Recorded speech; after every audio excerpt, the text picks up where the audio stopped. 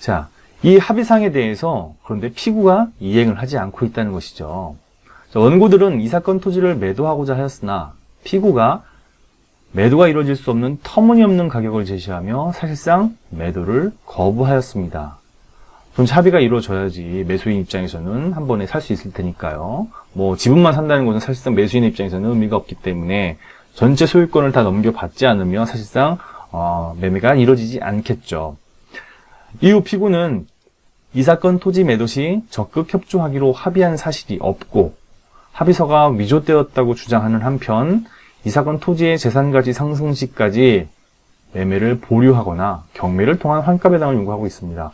뭐가 좀 앞뒤가 안 맞죠. 매매를 보류해달라. 나 경매에서 환가 받지 않으면 안 하겠다. 등등등. 그 다음에 합의서가 위조되었다.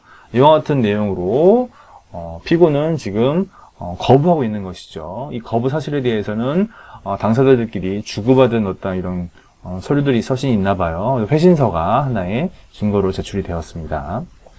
이 사건 토지에 대한 재산 상속이 개시된 시점은 1960년 1월 1일이며 이 사건 합의서가 작성된 시점은 2013년 1월 1일, 이 사건 토지의 소유권 이전 등기 일자는 2013년 7월 1일입니다. 등기자산 정보증명서를 통해서 확인이 가능하겠죠.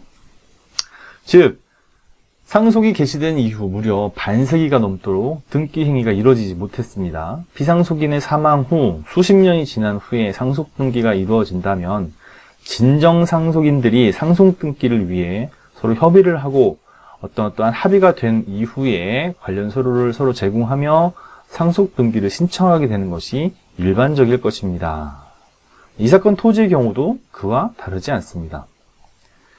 피고도 공동명의 등록을 위해 도장을 부친에게 전달하였다라고 주장하는 바와 같이 등기를 위한 사전 협의 단계에서부터 최종 소유권 이전 등기 시점까지 등기 명의자들의 협의 과정 없이는 등기 신청을 할 수가 없습니다. 그리고 이 사건 토지에 대한 등기 필증 서류에 첨부된 상속재산 분할 협의서상의 피고 도장과 합의서상의 피고 도장은 일치합니다.